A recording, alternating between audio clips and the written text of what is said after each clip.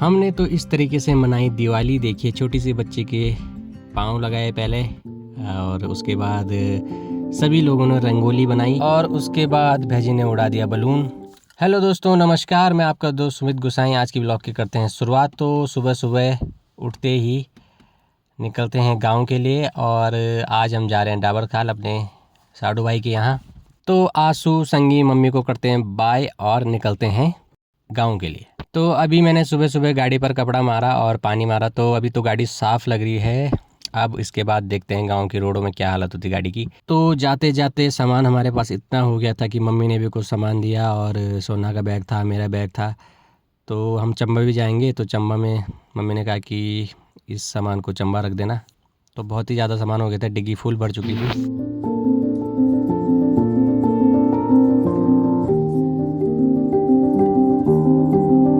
तो चलिए दोस्तों, गेट भी खुल चुका है। अब निकालते हैं गाड़ी को बाहर। पर गेट खुलते ही बगल में लगी हुई थी हमारी स्कूटी, तो गेट पूरा नहीं खुलता है। गेट पूरा नहीं खुलेगा तो गाड़ी पूरी बाहर नहीं आ पाएगी। तो पहले स्कूटी हटाई, उसके बाद गाड़ी निकाली।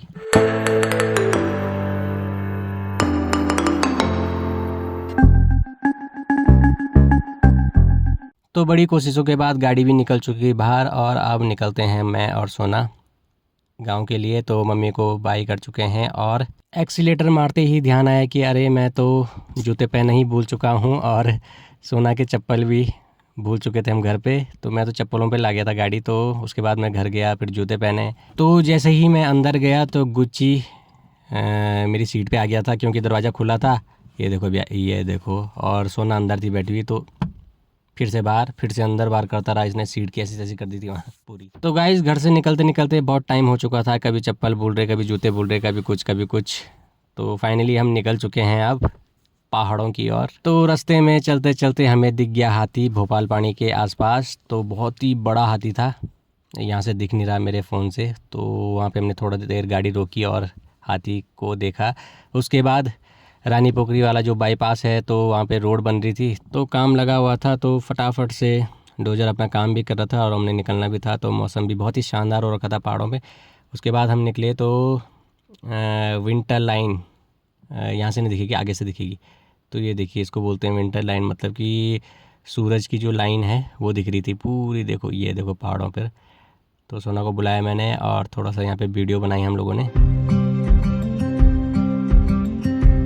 तो चलते चलते अब पहुंच चुके हैं हम आगरा खाल में, और आगरा खाल में हमने पी चाय और मैगी खाई। तो फाइनली हम पहुंच चुके हैं अब खाडी वाले मार्केट में, और बहुत ही चहल पहल थी खाडी मार्केट में। तो वहां से भी हमने रंगोली ली, और कुछ पटाखे वगैरह लिए बच्चों के लिए। तो अब निकलते हैं सीधा डाबर खाल, और फाइनली हम पहुंच चुके हैं डाबर खाल। तो आयुष, सोना और डॉली दीदी लोग सभी वहाँ पे मिल चुके थे। थोड़ा देर बैठ के वहाँ पे चाय पी। उसके बाद दीदी ने कर दी थी पूजा शुरू, और पूजा हो चुकी थी तो दीदी लगा रही थी हम सब पर टीका। तो उसके बाद हमने अनु को पकड़ा, और अनु के पैर जो थे वो चौखट पर लगा दिए। तो आर्टिफिशियल पैर न लगाए, उसके पैर लगाए हमने, क्योंकि ये छोटी बच्ची है तो माता का रूप माना जाता है। उसके बाद तो यहाँ पर बना रहे थे ये तीनों भाई बहन मिलकर रंगोली। बहुत ही सुंदर रंगोली बनाई इन्होंने। रंगोली बनाने के बाद हमारे साडू भाई रवि भाई लग चुके हैं डीजे लगाने की व्यवस्था पर। तो उसके बाद लगेगी यहाँ पर डीजे।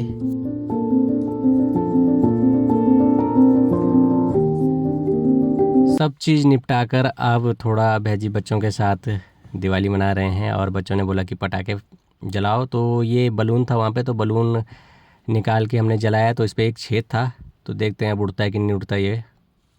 तो ये नहीं उड़ पाया। तो 2-4 बलून हमने ऐसी की, पर वो कोई भी उड़ नहीं पाए थे। तो ये वाला फाइनली उड़ चुका था, तीसरा या चौथा बलून था। तो हमारी कोशिश जो थी वो नाकाम नहीं रही इस बार। आज की ब्लॉग में इतना ही। बहुत बहुत धन्यवाद, नमस्कार।